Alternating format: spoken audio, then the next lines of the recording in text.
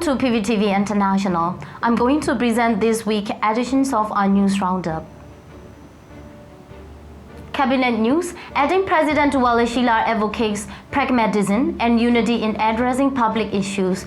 During the National Unity Government's NUG Cabinet meeting on April 16, Acting President Lashi cautioned against unnecessary embellishment in addressing and resolving public issues, stressing the necessary for practical and effective action. He illustrated his point with the Burmese proverb, "Strike one way, hit another." The acting president emphasized that political discussions and solutions can only be effective if all stakeholders understand the real difficulties and problems experienced by the public.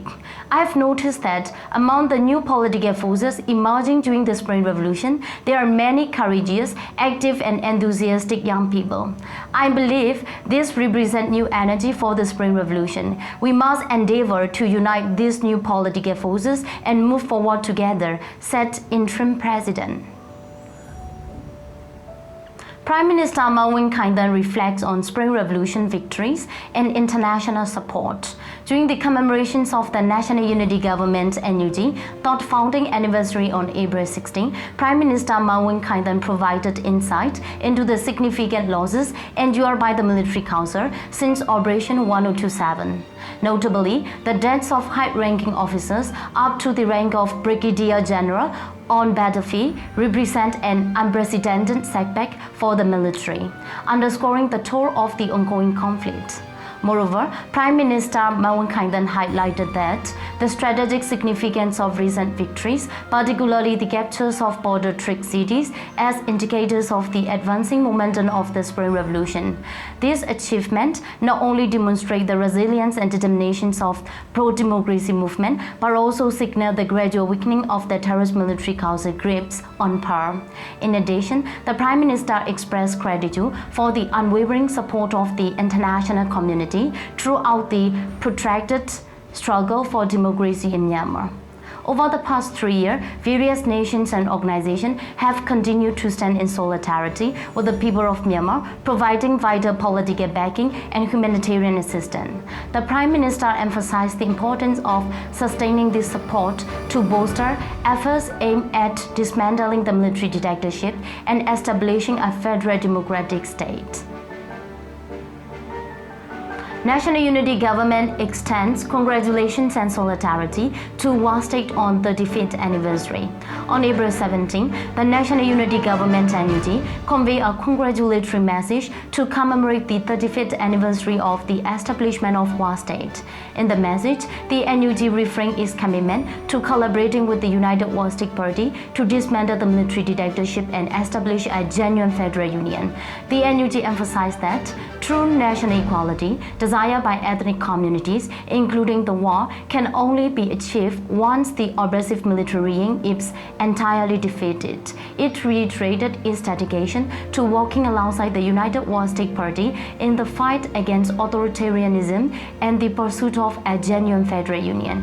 Furthermore, the NUG expressed profound respect and gratitude to the United Duwa State Party and the Duwa State government for their steadfast protection and care for individuals who sought refuge in the Duwa Self-Administered Division during Operation 1027.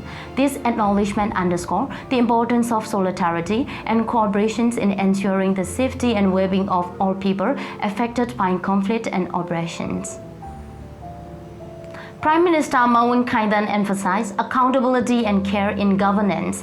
During the meeting of the Central Committee for Interim Implementations of Public Administration on April 19, Prime Minister Khaing stressed the critical importance of township-level officials exercising caution in their interactions with the public. He emphasized the need to avoid arbitrary treatment of people and highlighted the significant responsibility leaders bear in exercising their authority. The Prime Minister underscore the imperative for leaders to avoid errors while in possession of power.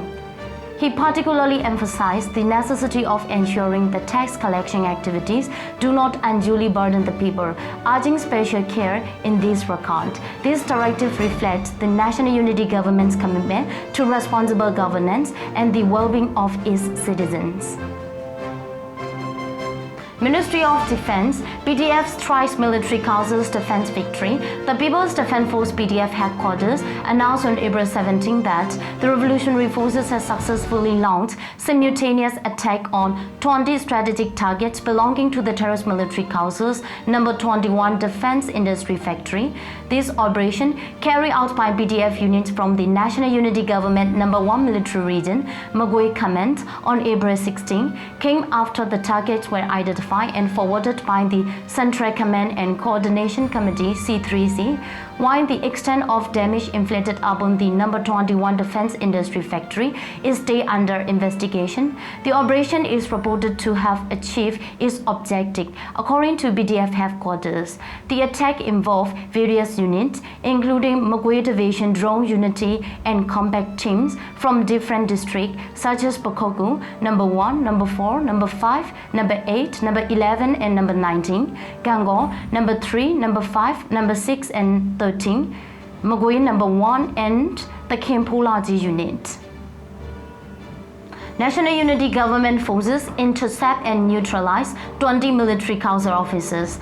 The Ministry of Defense of the National Unity Government reported on April 14 that revolutionary forces successfully intercepted and eliminated 20 officers of the terrorist military council, including one captain, near Ayado, Kampu village. On April 12, in Zagai region, Mongyua district, the military Honda's Mongyua Town Supply and Transport Company, 929 of the Northwest Military Command, dispatched 5 12-wheelers and 1 express vehicle to number 1 military region, Mongyua district, to transport 250 new trainees to Ayado, number 10 training depot. The revolutionary forces involved in the attack near Ayado Township, Kampu village, included the Mongyua District Commando Force, Mongyua District Armed Force, Mongyua District Battalion 6, 19 and 24, Ayado Township BDF, Meitila District Battalion 2, Danger Force LPDF, Black Panther LPDF, and Special Revolution Force LPDF teams. The joint forces were guided by the BDF number 1 military region, Mongyua District. During the engagement, 6 weapons, along with ammunition and military equipment, were confiscated from the enemy forces. A total of 20 individuals, including 1 captor, were neutralized, while 15 sustained injuries and 49 prisoners of war were apprehended. Notably, among the captured prisoners of war were individuals forcibly conscripted by the enemy forces. Ministry of Foreign Affairs, Myanmar's UN Ambassador advocates for youth amid military council force recruitment. Ambassador Ujomoton, Myanmar's permanent representative to the United Nations, conveyed a poignant message on April 17 in New York, urging the international community to remember the plight of Myanmar youths who are fleeing and hiding due to the terrorist military council's illegal force recruitment. He made this remark during the 2024 Youth Forum and related meeting at the United Nations headquarters under the Economic and Social Council. The ambassador highlighted how the unlawful recruitment of soldiers by the oppressive military regime has exacerbated the challenges faced by Myanmar people, forcing many youth into hiding and fleeing to foreign countries, consequently depriving them of a promising future. Furthermore, Ambassador Ujomoton underscored the pivotal role of youth in shaping Myanmar's future, urging the international community not to overlook their aspiration. He called upon global stakeholders to align their efforts with the 2030 agenda and to take decisive and inclusive measures in accordance with the principles of leaving no one behind.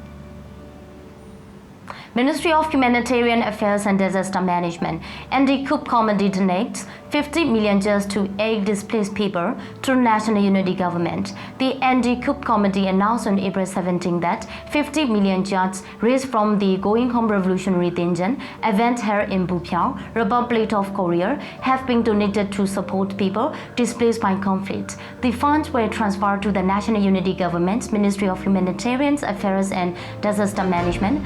According to the ministry, the donated funds will be utilized to provide shelter and food assistance to displaced individuals in the regions of Chaoji, Shuijin, Nadalin, and Thann. This contribution reflects the solidarity and support extended by the international community to alleviate the suffering of those affected by the ongoing crisis in Myanmar. Ministry of Home Affairs and Immigration, People's Defensive War claims lives of nearly 30 military council members. In response to the terrorist military council's relentless violence suppression, arrests, and killings of civilians since its coup, the People's Defensive War is being waged as means for the entire populace to defend themselves and ensure their survival. The Ministry of Home Affairs and Immigration of the National Unity Government announced on April 15 that almost 30 members of the terrorist military council were killed, with 25 sustaining injury within a single day of conflict. This development underscores the escalating tensions and the determinations of the people to resist the oppressive regime's actions. Military Affairs Summary of third week of April 2024. During the third week of April 2024, a series of attacks targeted strategic military installations across Myanmar, including the Defense Services Academy DSA, Air Force bases, and a weapons factory.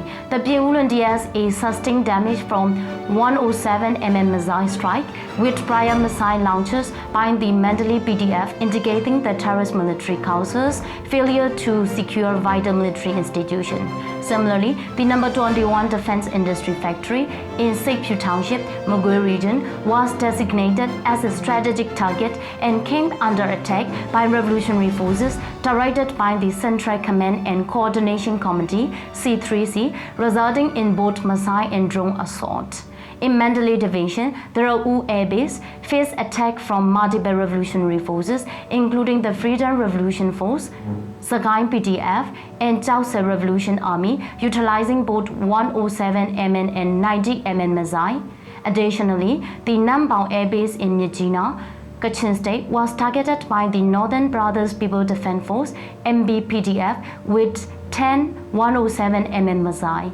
This attack highlights the increasing frequency and severity of offensive by People's Defense Forces and revolutionary groups on crucial military infrastructure such as military university, air force bases, and weapons factories.